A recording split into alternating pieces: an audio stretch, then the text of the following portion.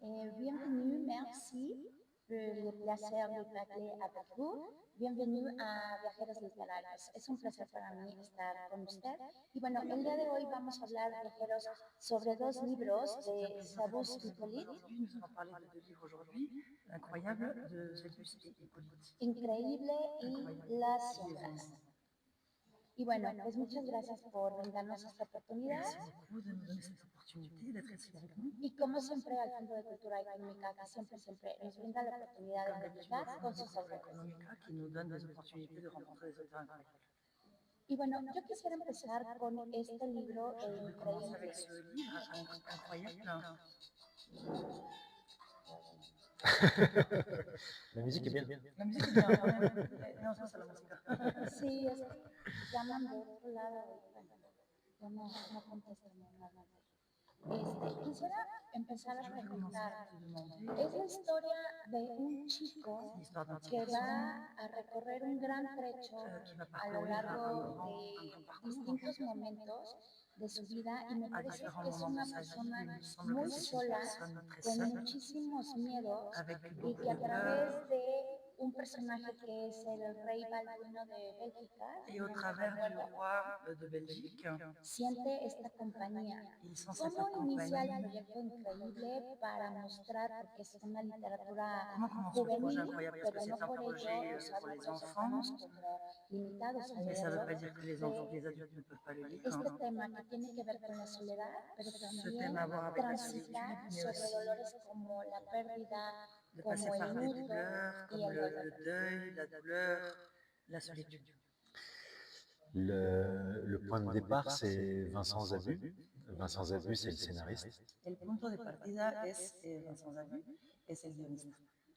Moi, je suis le dessinateur et c'est lui qui m'amène l'histoire. Yo soy el dibujante y él me trae a mí la historia. Et avec Vincent Zabu, on se connaît bien depuis une dizaine d'années quand il m'amène cette histoire. Con Vincent Zabu nos conocemos ya desde hace 10 años cuando me trae esta historia. Et en fait, il sait qu'on a tous les deux un rapport à l'enfance très particulier. En realidad sabe perfectamente que los dos tenemos una relación con la infancia muy peculiar. Parce qu'on a à cœur de mettre cette part d'enfant en nous en scène. Porque nos importa mucho de poner esta parte de nosotros, de niños, nuestro niño interior, en las historias. Et surtout cette part d'imaginaire et de beauté qu'ont les enfants. Esta parte también de lo imaginario, de la belleza que tienen los niños. Et Vincent Zabu, il y a une part autobiographique dans ce livre. Vincent Zabu, para él, hay una parte muy autobiográfica en el libro, Parce que quand il était enfant, il avait beaucoup de tocs. porque cuando era niño tenía muchos tocs. Ce qu'a l'enfant Jean-Loup dans le livre. Lo que le pasa al niño Jean-Loup, al personaje del libro. Et effectivement, Jean-Loup a tous ces tocs parce que sa vie est assez compliquée, il est très seul. Efectivamente, este niño del libro tiene muchos tocs porque su vida es muy complicada, se encuentra muy solo. Son papa est toujours absent parce qu'il travaille, Su padre peut-être. siempre es ausente porque trabaja, quizás. Et sa maman, ben, on croit qu'elle est morte parce qu'il a une urne funéraire qui trimballe toujours avec lui. Y su mamá pensamos que ya se murió porque tiene una urna funeraria que transporta siempre con él, imaginamos que es su mamá. Et en fait, il va s'inventer tout un monde avec ses urnes funéraires et tous ses tocs pour pouvoir vivre simplement. Y entonces se va a inventar todo un mundo, toda una historia con esta urna funeraria que transporta a todas partes para poder vivir simplemente, ¿no? Para poder aguantar. Et ça en fait un enfant un peu à part et un peu merveilleux, Entonces es un niño muy peculiar, un poco aparte y maravilloso, qui va remplir son existence de plein d'histoires et de plein de connaissances. que va a llenar su existencia de muchas historias, mucho conocimiento. Il va tout connaître sur toutes les formes d'enterrement dans le monde, Va a conocer de todo, sobre todas las formas de enterrar a las personas en el mundo, sur la vie des loutres dans les rivières, sobre la vida de las nutrias en los ríos, etc., etc. Autant de sujets aussi inimportants qu'essentiels. tantos temas sin importancias como muy precisos. Et en fait, en montrant la vie de cet enfant, Y cuando mostramos la vida de este niño, on montre aussi que la vie de tous les enfants est exceptionnelle. demostramos que la vida de cada niño es excepcional. et que surtout l'imaginaire leur permet d'exister et de vivre dans ce monde un peu fou. y que existen, que pueden existir a través del imaginario y les permite vivir en este mundo que está un poco loco. Claro, y son 9 personajes, además de Jean-Luc. Me parece Ce sont des personnages en plus de Jean-Luc, il me que semble hay para mí algo del pequeño, qu'il y a quelque chose, del príncipe, principito. qu'il y a quelque chose un petit peu dans l'histoire du petit prince. Pudo haber sido una inspiración para Est-ce que ça a été- dibujar est-ce este que personaje. est-ce que c'était une inspiration pour vous pour dessiner ce personnage? Je pense que le Petit Prince, il nous inspire dans chaque livre qu'on fait. En principito nos inspira realmente en cada libro que hacemos. Mais spécifiquement dans celui-là, oui, c'est un petit personnage un peu chétif, blond, qui est perdu dans un univers beaucoup plus grand que lui. Especialmente en este personaje, en esta historia, que es un niño muy chiquito, muy delgadito, en una inmensidad, ¿no? Y se encuentra perdido. Et il y a toujours cette réponse de la fragilité face à l'ampleur du monde qui l'entoure. Siempre hay esta respuesta de la fragilidad frente a la inmensidad del mundo que nos rodea, ¿no? Et à quel point c'est fragile, à quel point on sent qu'il peut tomber à n'importe quel moment. Y hasta qué punto es frágil, se puede caer sentimos que se puede caer en cada instante. Et à quel point il s'en sort toujours Y hasta qué punto siempre se salva par un peu de magie. con un poco de magia. Claro, Parce y que de la la- cultura también, los Et de la libros. culture, les livres. Et de la culture, les livres, oui, Tchekhov, tout ça. Mais il y a toujours cette surprise de beauté qui peut arriver à n'importe quel moment. Siempre está esta sorpresa de belleza que puede llegar en cualquier momento. Et ça, c'est vrai dans nos vies. Hein. Y eso realmente existe en nuestras vidas. Si on est un peu attentif, Si estamos un poco atentos, la beauté se manifeste toujours. la belleza siempre se manifiesta. Ahora, ¿por qué escoger al rey Balduino de Bélgica Pourquoi vous avez choisi le roi como un personaje, este pequeño amigo que también le ayuda a sobrevivir? Porque vemos que de repente hay como un acento à survivre? filosófico, Il y a un petit ¿no?, accent del philosophique, personaje. personnage. Es complicado, yo creo, para la infancia, pero también creo que para cualquier C'est persona compliqué pour les enfants bien sûr, asumir pour la n'importe quelle pérdida, personne, d'assumer la sobre perte, todo de la madre, porque la madre a veces nos surtout la perte enseña de la mère.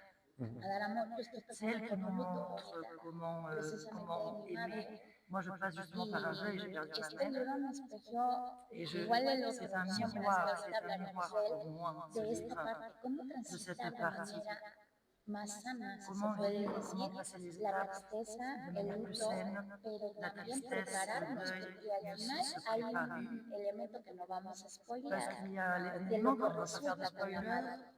de ce qui se passe avec la mère. Ben, en fait, je pense qu'on fait tous comme on peut. Creo que hacemos lo que podemos. Lui, il a effectivement cette petite statuette du roi Baudouin qui est sur son bureau. Esta pequeña escultura del rey Baudouin, efectivamente de Bélgica. Et c'est le roi Baudouin parce que Vincent Zazu est belge. Y es el rey Baudouin porque Vincent Zazu es belga. Moi, au départ, le roi Baudouin, ça ne me disait rien. Yo al principio el rey Baudouin no me decía absolutamente nada. Là, je sais que par exemple, la bande dessinée va être adaptée au cinéma. Por ejemplo, el cómic, ya sé que el cómic lo van a adaptar en el cine. Et le roi Baudouin va devenir François Mitterrand. El rey Baudouin se va a convertir en François Mitterrand, que fue nuestro presidente. Et la petite statuette, ça ne sera plus le roi Baudouin, mais ça sera Jeanne d'Arc. Y la esculturita ya no va a ser el rey Baudouin, va a ser Juana de Arco. Et normalement, Jeanne d'Arc, parce que ça va être un film avec des humains en live fiction. Va a ser una película con humanos en live fiction, y entonces Juana de Arco, Jeanne d'Arc. Et Jeanne d'Arc va être jouée par Leila Bekti. Ah, wow. Y Jeanne d'Arc la va a actuar Leila Bekti. Et en fait, c'est drôle parce que c'est une actrice qui est d'origine maghrébine. Es divertido porque es una actriz finalmente de origen del Magreb, ¿no? Et Jeanne d'Arc est devenue une figure de l'extrême droite en France. Y Juana de Arco se convirtió en una figura de extrema derecha en Francia. Ça, il y a un petit jeu rigolo. Es un juego divertido, sí, es divertido. No, y además muestra los momentos actuales, no Ça solo montre en les moments Francia, actuels, ¿no? pas seulement en En France, Europa, aussi en en Europe, Latinoamérica, en donde la Amérique extrema latine, derecha où l'extrême pues droite está tratando de vender cuentos, tratar de vender una realidad que essaie de no nous existe, vendre una realidad des que no contes, une existe. réalité qui n'existe Ahora, pas. nada más para cerrar el Juste pour punto faire le del point rey du roi Georgino de Bélgica, en Baudouin de español Belgique. habla con mucha cheche, Et en espagnol, il parle avec muy, Ah muy oui? simpático. c'est très sympathique, c'est très rigolo. Il parle avec des Ah oui? En francés, En ¿pensaste français, comment il en que parle? tuviera un acento Tu as pensé à un accent particulier ou à o un falta langage, de problemas al des pronunciar problèmes de ciertas letras? prononciation? Il a un problème de prononciation, c'est qu'il zozote un peu. Ah, ok. Tiene un problema de pronunciación, es que hace Mm, en Francia cuando tenemos problemas de pronunciación de es voulait pas dire que entonces el equivalente, j'explique un petit peu, el equivalente del claro. en español. Es que lo hace como muy infantil, ¿no? El Ça le rend personaje y como que se baja al très nivel puéril. de Jean-Luc. Donc Eso en me fait, pareció muy le curioso. personnage du roi se descend au niveau de l'enfant, de Jean-Loup. Ah ben, de toute façon, c'était l'idée, c'est de montrer les personnages importants comme vraiment pas si importants que ça. Et Era de la mon- idea principal de enseñar a los personajes importantes como gente absolutamente sin importancia. Parce que Jean-Loup, le roi Baudouin, ils sont fait un espèce de dieu. Jean-Loup, el rey Baudouin, se lo pone a nivel de Dios, ¿no? Et quand il le rencontre la première fois, il va au palais présidentiel Y cuando se conocen por primera vez, va al palacio presidencial, et il essaye de trouver le roi et évidemment, il n'arrive pas à avoir un rendez-vous. intenta encontrar y conocer al rey y nadie le concede una cita. Et il va faire pipi parce qu'il n'en peut plus. Y va a hacer pipí porque no puede más. Et il se retrouve à côté du roi Baudouin qui fait pipi. Y se encuentra al lado del rey Baudouin que está haciendo pipí también. Sauf que le roi Baudouin, il n'arrive pas à faire pipi quand il y a quelqu'un à côté de lui. Solo que el rey Baudouin es incapaz de ir al baño cuando hay alguien a su lado. Et ça, Jean-Loup, il est très intelligent, il sait que c'est de la parurésie. Y Jean-Loup es muy inteligente y sabe que es parioresia. La C'est le parioresia nom médical pour ce problème. es el nombre médico para este problema de no poder ir al baño cuando hay alguien. Parioresia. Mm, Et ça, il arrive à l'expliquer au roi. Y eso se lo puede explicar en la ley fácilmente. claro. Et en fait, on inverse un peu les ordres de force, et de pouvoir et de connaissance. Entonces, así invertimos los órdenes de poder, de conocimiento, etcétera, se invierte. Claro. Y bueno, ya por último, el padrino. El padrino juega un papel como de conciencia, como aquí decimos de Pepe Grillo, Jimmy Cricket. Comme Jimmy Cricket, comme Jimmy Cricket dans Pinocchio.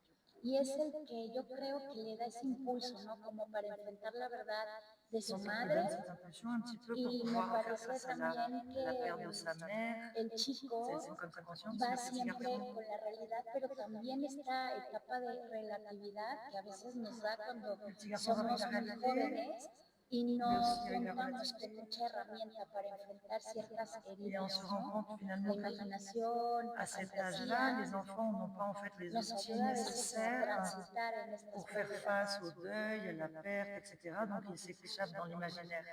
C'est un manque d'outils. Non? C'est ça? C'est un peu plus clair? Je suis pas sûr. Sí, que si a través de la fantasía quiso reflejar esta falta de herramientas D'accord. Est-ce que c'est au que travers los de... niños no tienen, ¿no? Est-ce que c'est... Vous avez utilisé la fantaisie et l'imaginaire pour parler justement de ce manque d'outils qu'ont les enfants pour traverser le monde et réfléchir, donc ils s'échappent par l'imaginaire. Est-ce que...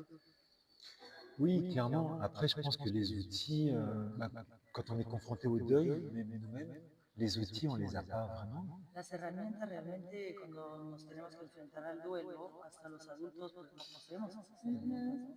Et ce qui est intéressant, c'est que le parrain semble être la personne la moins outillée pour apporter une réponse. Y el padrino parece ser la persona menos indicada y con menos herramientas para poder guiar al niño, ¿no? Et en même temps, c'est la personne qui, humainement, va être la plus touchante dans la bande dessinée. Y a la vez la persona es el personaje que es más humanamente conmovedor en la historia y del cómic. Claro. El padrino. Et ça, c'est intéressant, c'est aussi de dépasser en fait les stéréotypes qu'on peut avoir sur des personnes en fait, qui peuvent nous sembler. Lui, il semble grivois, par exemple, il est toujours en train de chanter, de draguer, il n'est jamais à l'heure. ese es lo interesante, ¿no? Cómo podemos, los personajes y sus incongruencias, ¿no? Que es una persona muy alegre, ¿no? O sea, siempre está como seduciendo, está diciendo tonterías, ¿no? Il est, Y entonces es un poco incongruente y parece la persona menos indicada, pero sin embargo es el personaje más, que nos toca más, ¿no? il n'a pas du tout la stature du roi Baudouin ou du papa de Jean-Loup qu'on voit jamais, qui toujours travaille tout le temps, qui est très sérieux, quoi. Lui, il n'est pas sérieux du tout. Él no es serio en absoluto, no tiene esta estatura, no está en la talla del rey Baudouin, no del papá que siempre está trabajando, ¿no? Mais par contre, il est toujours là pour Jean-Loup. Pero él sí siempre está para Jean-Luc. Et à un moment, quand il faut vraiment parler, il ne parle pas. Y cuando hay que hablar muy en serio, él le habla. Es Et él. là, tout s'éclaire et c'est un peu magique. Y todo, todo es más claro y ahí ocurre la magia y el entendimiento. Parce qu'il parle juste avec le fond de son cœur. Porque solo habla con el fondo de su corazón. Claro, gracias. Y bueno, ahora vamos con las sombras. En esta historia a mí me resonó muy fuerte porque obviamente ahorita estoy en este proceso de luto y de mis dos hermanos con uno estoy transitando esta situación que es complicada. Y me parece que pues, estos dos hermanos están luchando solos contra el mundo y rodeados de estos espíritus que a veces cuando uno pierde a un ser querido, uno quiere convencerse de que están ahí presentes. Oui, oui, oui. Là, c'est particulier dans les ombres, parce qu'on nous, on en a fait une fable, mais effectivement, il y a, là où c'est particulier, c'est que dans l'histoire, le papa est parti au début. Hicimos una fábula a partir de eso, ¿no? Las sombras es una fábula. Y lo interesante y lo curioso es que al principio de la historia el papá se fue. Et le papa représentait tous leurs espoirs. Y el padre representaba todas sus esperanzas. Et ils espèrent toujours le retrouver. Y siempre están en la expectativa y la espera de encontrarlo. Sauf que le papa est mort. Pero el padre murió. Et ça, ils le découvrent sur le chemin de la migration. Y eso realmente lo descubren en el camino de migración. Parce que l'ombre du papa revient leur parler pour leur donner des conseils. Porque la sombra del padre vuelve para darles consejos, para decirles cosas. Et ça les aide et en même temps c'est dur. Y eso les ayuda, claro, pero al mismo tiempo es muy duro. Et le papa, il parle au grand frère. El papá habla con el hermano mayor. Parce que la petite sœur, elle, demande des réponses au grand frère. La hermana chica pide respuestas al hermano mayor. Et du coup, c'est le grand frère qui devient le père. Y entonces el hermano mayor se vuelve el padre. Et souvent, il y a ça quand on est dans un processus de deuil. Muchas veces cuando vivimos un proceso de duelo sucede esto. C'est que notre fonction et notre place changent. Nuestra función y nuestro lugar en la familia cambia. Moi, je sais que quand mon papa est mort, par exemple, je suis vraiment devenu papa. Me volví papá, de verdad. Ma fonction a changé. Mi función cambió. Claro. Y hay un personaje que es un poco ridículo, un poco falso, me parece un poco bribón, mentiroso, pero que los va acompañando en esta historia y en estas aventuras que desgraciadamente los hermanos tienen que vivir porque están en la búsqueda de esta fábula, así como dice, es el pretexto para que los padres y los hijos se sienten a hablar de esta parte de pérdida, porque es un tema, sobre todo en Latinoamérica, tabú. De la perte, et c'est un thème qui me semble, surtout en Amérique latine, un peu tabou. C'est une fable qui permet de parler de la perte, évidemment. Claro que es una fábula que permite hablar de la pérdida. Et qui permet aussi de parler de la migration et du regard qu'on a sur la migration. Y que permite hablar también de la migración y de la mirada que tenemos nosotros mismos sobre la migración. Moi, quand on a fait ce livre avec Vincent, c'est un livre qu'on a fait en France et en Belgique. Cuando hicimos este libro con Vincent, es un libro que hicimos en Francia y en Bélgica. Pour des lecteurs de France et Belgique. Para lectores de Francia y Bélgica. Qui sont des lecteurs de l'Occident. Que son lectores del Occidente. qui reçoivent l'immigration que reciben la inmigración et qui souvent ont un regard très y critique que tienen una sur mirada muy l'immigration. crítica sobre la inmigración. Et du coup, c'est vrai que, par exemple, quand le livre est lu au Mexique, Cuando se lee el libro en México, ben, le point de vue n'est pas le même. el punto de vista, claro, no es el mismo. Quand le livre est lu en Afrique, Cuando el libro se lee en África, le point de vue n'est pas le même. el punto de vista no es el mismo. Donc, je pense que le livre s'entend différemment suivant d'où on le lit. Pienso que se puede escuchar el libro de forma diferente según desde dónde lo leemos. Moi, j'avais fait une rencontre sur l'île de Mayotte. Conocí a una persona en la isla de Mayotte. Et l'île de Mayotte, par exemple, dans les classes, il y a 50% des enfants qui sont sans papier. En la isla de Mayotte, en las clases, hay el 50% de niños que no tienen papeles. C'est une île française, mais avec beaucoup d'immigration. Es una isla francesa con muchísima inmigración. Et dont la France ne s'occupe pas du tout. Y la Francia no se encarga de eso. Elle les laisse dans la jungle, et s'ils meurent, ils n'existent pas, ils n'ont pas de papier. Et les enfants sont obligés d'être scolarisés malgré tout. Parce que Los c'est la niños tienen que ir a la escuela en todo caso.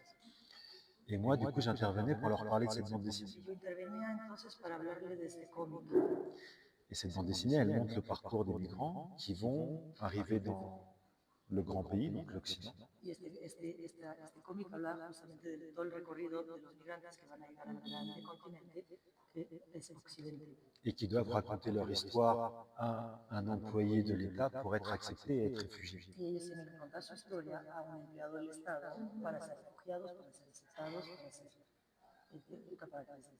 Et à la fin de l'histoire, ben, l'homme de l'État a consigné toute l'histoire, mais il la jette avec tous les papiers, avec d'autres. L'histoire n'existe pas et les enfants ne vont pas être réfugiés. Al final de la historia, tira todo, papeles con papeles, borra todo, lo tiran a la basura y finalmente los niños no van a obtener sus papeles y no van a tener el estatus de refugiados. Et malheureusement, c'est une réalité. Y desgraciadamente es una realidad. Et c'est une réalité qu'il est importante de raconter aux enfants de France, par exemple, ou d'Occident qui reçoivent des migrants. Es una realidad fundamental de contar, sobre todo a los niños de Francia, por ejemplo, que reciben en el occidente a esos migrantes. Pour qu'ils comprennent justement que la violence, elle est faite sur les migrants. Para que entiendan que la violencia se ejerce sobre los migrantes. Mais par exemple, les enfants de Mayotte, quand je leur montrais l'histoire, eux, ils détestaient le livre. Los niños de Mayotte, por ejemplo, cuando les enseñaba el libro, ellos lo odiaban. Parce qu'ils disaient, mais non, en fait, la fin, elle sera heureuse. Porque decían al final, no, tiene que ser un final feliz. Parce que c'était leur histoire. Porque es su historia de ellos. Et que même si on sait que ça ne va pas marcher, qu'on va être mal reçu, voire que ça va être incroyablement dur, Si sabemos que no va a ser recibido, que va a ser increíblemente duro, en fait, on a toujours envie de croire. tenemos siempre ganas de tener una esperanza y de creer en ello. Et on se dit toujours, pour moi, ce sera différent. Y para mí, no, para mi caso, no, para mí será diferente. Eso es decisión. Et ça, c'est vraiment quelque chose qui est vrai dans la migration, c'est que les gens savent les histoires, ils savent où ils vont, ils savent qu'ils vont passer par des endroits terribles. Y eso es real, es una cosa que ocurre realmente en la migración, saben que van a pasar por lugares terribles, que se van a tratar mal, ellos conocen, Mais ils n'ont pas le choix. pero no tienen opción, no hacen otra opción. Donc ils vont y aller malgré tout. Claro, y yo creo que no es un tema que no nos se ha conocido a los mexicanos. Somos el paso nosotros entre Sudamérica y Centroamérica para ir a Estados Unidos.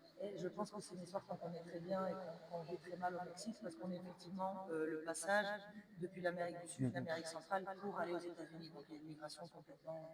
Y lo que se vive en la frontera sur es un poco lo que está pasando con estas personas. Ce qu'on vit dans la frontière au sud du Mexique, c'est un peu ce qui se passe avec ces personnages et avec le Y livre. creo que sí nos permite también espejear y poner en la mesa que tanto como ciudadanos Je pense que pour nous, ce livre est une grande opportunité, c'est un miroir, on se rend compte, et c'est une manière de se demander comme citoyen, como funcionarios, comme como fonctionnaire país, et comme pays, estamos realmente volteando a ver el problema de migración est-ce qu'on regarde, est-ce qu'on observe, est-ce qu'on est conscient du problème de migration que ha aumentado por la entrada del gobierno de Trump. qui a augmenté avec le gouvernement de Trump.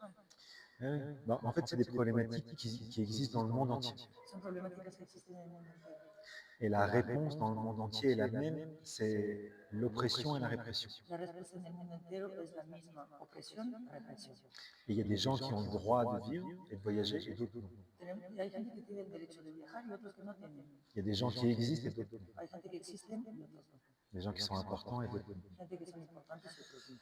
Et ce que montre ce livre, en fait, c'est qu'on a fait un livre universel où les gens n'ont pas de visage. Lo que quisimos hacer con este libro es que hicimos una historia universal donde la gente no tiene rostro. Pour montrer simplement qu'est-ce qui se passe quand on regarde cette histoire, comment on se positionne en tant qu'être humain, en tant que citoyen. Para justo cuando entender y ver con esta historia cómo nos vamos a posicionar como seres humanos y como ciudadanos. On ne va pas se dire, oui, c'est des Mexicains, ou c'est des Sénégalais, ou c'est des gens du Bangladesh. Vamos a decir, ay, claro, esos son mexicanos, o son gente de Bangladesh, o son gente del Senegal. C'est des gens dont le pays est exploité depuis des années. Son gente que sufre la explotación de su país desde hace años. Où les gens du grand pays, justement, sont venus pour prendre les terres et tout manger. Donde precisamente la gente del gran país llegaron y robaron todo, las tierras para comer. Peut-être que ces gens ont gagné l'indépendance en faisant des révolutions, Esta gente dando la independencia, haciendo revoluciones, mais ils n'ont jamais été indépendants, pero no fueron independientes. parce que le pouvoir a toujours continué. El poder siempre continuó. Et les grands pays doivent toujours continuer à pouvoir se servir comme ils veulent, Y los grandes países tienen que seguir siguiéndose como quieren, en donnant juste les contreparties qu'ils veulent. dando contrapartidas, lo que quieren. Après, les pertes humaines, Las pérdidas humanas, et voilà. Et je pense que ce livre permet des discussions et permet de juste se remettre à un niveau d'humain, sans se soucier de politique, d'économie, tout ça. este libro yo creo que permite al menos abrir una plática, ¿no? Hablar fuera de asuntos económicos, políticos, gubernamentales, etc. Parce qu'il n'y a aucune économie qui devrait permettre de ne pas traiter les gens dignement. No tendría que existir ninguna economía que no permite tratar a la gente libremente Claro, y como seres humanos. y como humanos. Ça devrait être le point de départ de tout. Pas la dernière variable. Ajá, debería ser el punto de partida de todo y no la última variable. Pues estamos llegando al final de esta charla De esta discusión. y mil gracias por escribir estos dos libros que nos permiten, pues tristemente, pasar por algunos momentos complicados. Merci beaucoup d'avoir écrit ces deux livres qui nous permettent de passer par des moments malheureusement difficiles mais qui nous amènent à une réflexion En la pérdida, en el duelo, sur la perte, pero sur le también deuil, en la injusticia que provocamos a veces los mismos seres humanos. mais aussi sur les injustices que nous provoquons nous-mêmes parfois les êtres humains. Merci beaucoup. Merci beaucoup. Merci à vous.